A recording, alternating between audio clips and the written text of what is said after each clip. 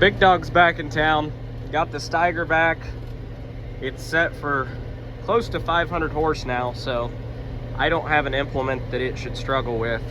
It's got a full rack of weights on the front and a rack and a half of weights on the back. Fluid in the inside 4 tires and really good rubber, so I would say we'll pull a tool in half before we hurt this tractor at this point. It's got a in-frame done, new fuel pump, new injectors.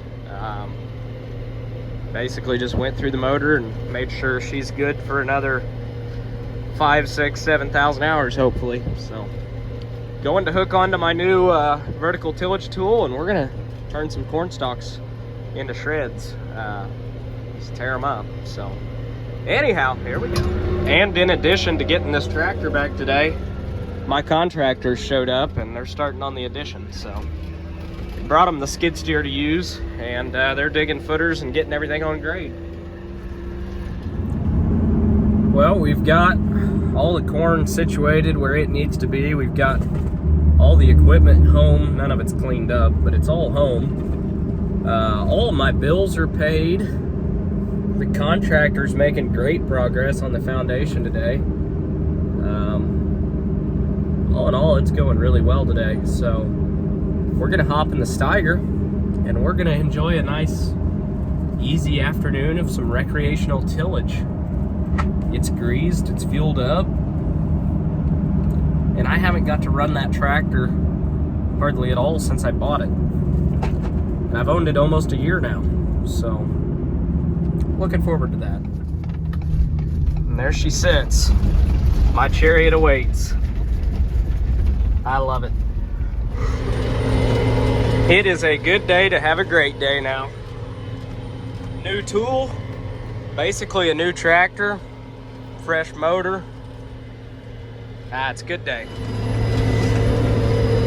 Granted, I don't have this tool set very deep, but 35 foot and it doesn't know it's back there. It doesn't know it's back there at all. Chopping the stalks, sizing them up, and working them in an 1.5 inches or so. And right there is the tractor and auger. He's bringing it back, and he's gonna start spreading turkey litter. And that's the main thing we're doing out here, is incorporating turkey litter. This has already been spread. Well, I just took out roughly 30 acres in about 40 minutes, 45 minutes maybe. And that was mostly in rows and screwing with point rows and little short rows. So yeah, you can flat cover some acres with this thing. We've just about got 60 acres knocked out. Michael's running up the road with the Terragator. He's spreading the last little bit of turkey litter we have. And we're spreading it on corn stalks just like this. Helena's coming out tomorrow. I think we're spreading 100 pounds of DAP, 100 pounds of potash, and 150 pounds of wheat. They'll be double spreading that, and we're gonna try and get it worked in just like this on some pretty hilly, highly erodible ground.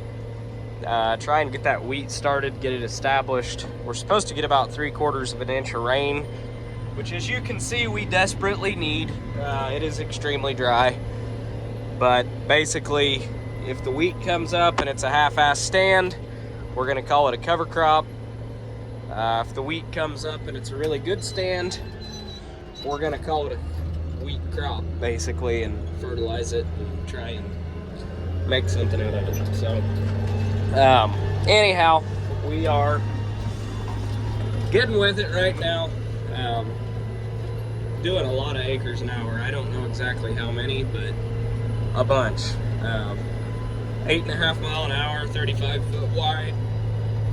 We're covering some acres, so I'm just listening to the radio and enjoying life. Had to make a pit stop at home and check out the progress today on the house. So basically, we're going out off of this edge, out 20 foot to here, to back here.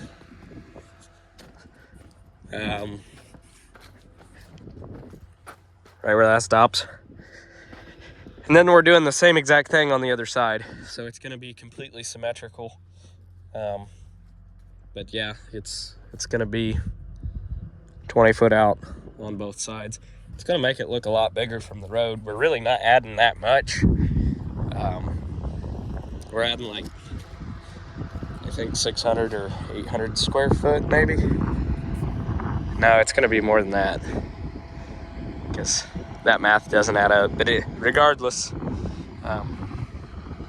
we're just adding a bedroom and a bathroom, a living room, a laundry room, a pantry, and a little carport garage dealio. So anyhow, it's progress. Well, the Steiger's already filthy, but there is absolutely no oil or no leaks or no nothing. And beforehand, this motor would have been covered in oil. So they ended up doing a complete, oops, I could have shut my coverage map off, but they did a complete rebuild on this motor. Well, I should specify, they did an in-frame rebuild on this motor. So it got new pistons, rings, injectors, fuel pump, turbo. I think that's it. I don't remember what all we did, but or they did. I didn't do any of it. I'm just writing a check for it. But it runs really good now. It ran cool in that first 60 acres. We weren't really pulling this tractor hard at all. There goes Michael with the Terragator again. He should be getting down towards the end of the litter pile. I'm not sure. I hope it lasts long enough so that he can finish the field he's in, but we'll see. But anyhow, didn't really work this tractor too hard. I think a lot of it's the ground's so dry, this tool's just not going in the ground. Now the next thing we're hooking onto, it might challenge this tractor. We're gonna hook onto a 7-shank inline ripper, and that's gonna be really the true testament on how this tractor is gonna pull. All right, well, this ripper looks like a little baby behind this tractor. On the Steiger, it seemed to, or on the 275, the other Steiger I had, I felt like it looked like it was still a decent size, but on this tractor, it doesn't even look like it's back there, so I don't know. We're gonna drop it in the ground and see what happens. So the ripper, you can't see it's back there because it's super dry, but it's pulling it, but it's all at once. We're going 4.5, I'd say on average 4.5 mile an hour. We're going a little bit slow right through the middle of the field here. It's a little bit of a low spot, and it's definitely, yeah, I'm making some chunks out there, let's put it that way. It's all at once. I think it's just because it's so dry. We've got plenty of horsepower for it, but I am pulling it like 20 inches deep, which is honestly probably way too deep, but we're pulling it. I haven't pulled it in half yet. You can see it a little bit better now. I don't know if you can tell, but we're really heaving it up in between the shanks, which is what you want to see with an inline ripper. But I do think I will probably shallow it up tomorrow. There is no depth adjustment for this ripper. It is all strictly on, you got to put spacers in the cylinders, and basically that sets the depth. Morning. Got our tire fixed and the Terragator rolling. Helen is supposed to be here any minute with their spreader trucks. They're spreading wheat and some fertilizer. So we're gonna rip until they've been in the field for a little while. Give them a little heads up. Yes, I'm kicking tools to the side because I'm trying to pull a tractor in here. But I'm gonna let them spread for a little while, give them a heads up, and then I am going to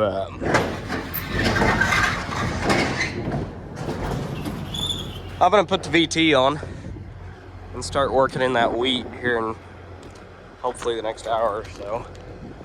But I don't know that our rain that we're supposed to get is gonna amount to anything.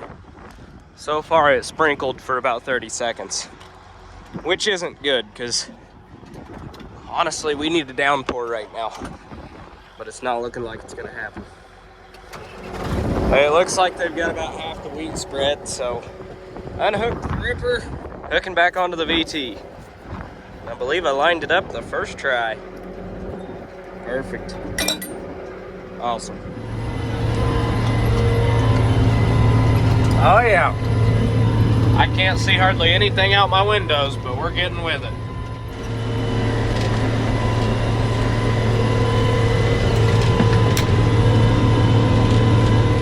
So Helen is back there. You guys are dirty. Helen is back there loading their spreader truck again. We are double spreading this, so it'll get spread, I think, every 40 foot. They've got an 80 foot AB line, and then they measured 40 foot or whatever. They've got all of it spread once and about half of it spread the second time. I went ahead and started, they were waiting on a tender, so I went ahead and started working it just because we've got rain moving in very fast. They're actually calling for a lot more than what they originally were, which is fine, we need it.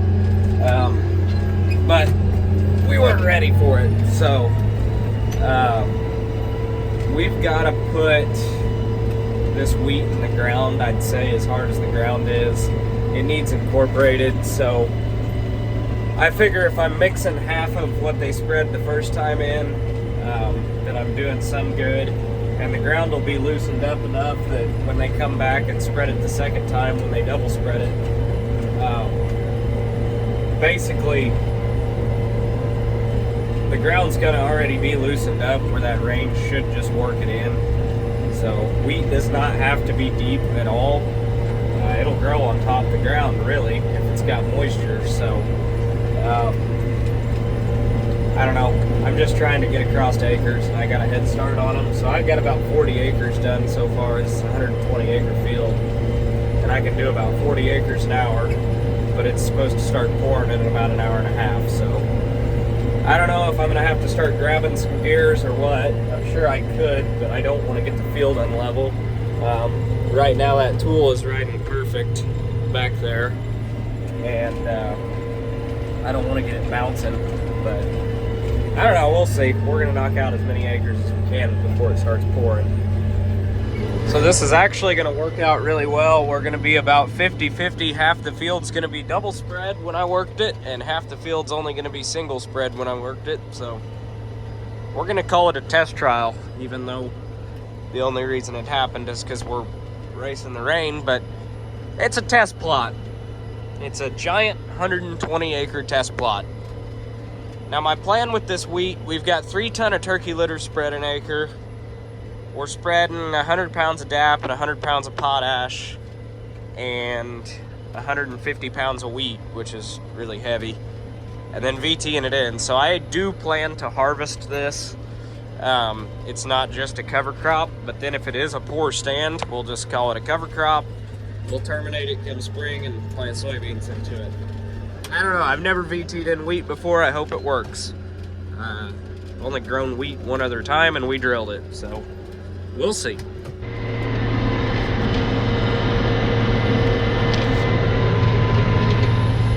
Between having a chopping corn head and then running this VT tool,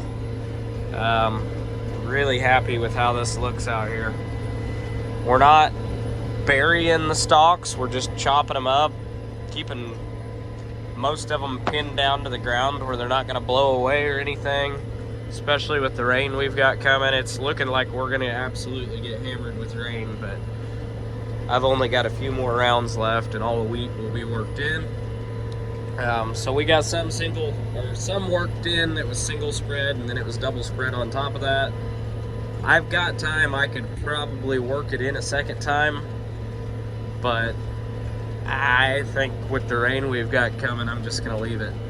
I think the rain will work it in enough that I shouldn't have any issues. So I don't know. I don't know if that's the right thing to do or the wrong thing to do, but that's what I'm gonna do. I don't feel like there's any point working it twice. I don't know. Maybe there is, maybe there isn't. Maybe I'm making the wrong choice, but this VT tool though, you can't tell because the blades are spinning fast, and it's dusty, but it's got those saber blades on it instead of straight disc blades, like they're wavy coultered blades, and they really chop up the stalks well.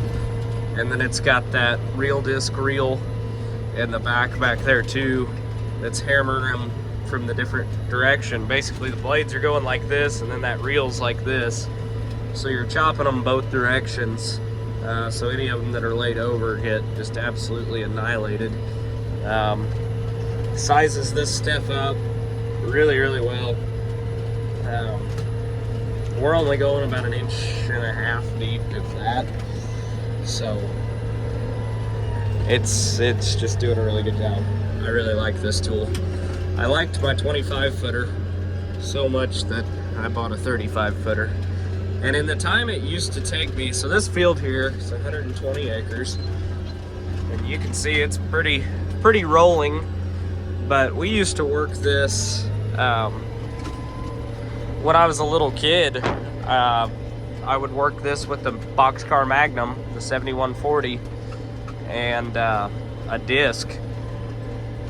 I don't know why we used to work it so much, but we did. But when I was a kid and would work this field, basically it would take all day, if not then some, to get this field done. And I've done this entire field in like 4 hours maybe today. So that's impressive to me, the amount of acreage you can cover. We're running just shy of 9 miles an hour, 35 foot wide, and yeah, a guy can definitely cover some acres. But really like the tool, really like the tractor. The tractor's running great, so I'm really glad I got it rebuilt. I think it should last me for years to come. I hope so, at least. So yeah, life's good. I got to be the tillage man for once, so I enjoy it. I really do. We've got all the equipment put up. The fields north and south of the farm ripped. Didn't get that one done yet. Got all the corn stalks here around the farm VT'd, the wheat spread. Grain bins are all shut, grain's all dry. All the grain bins are full. Harvest is over. Tomorrow's gonna be a really good day to just clean up equipment and take it easy.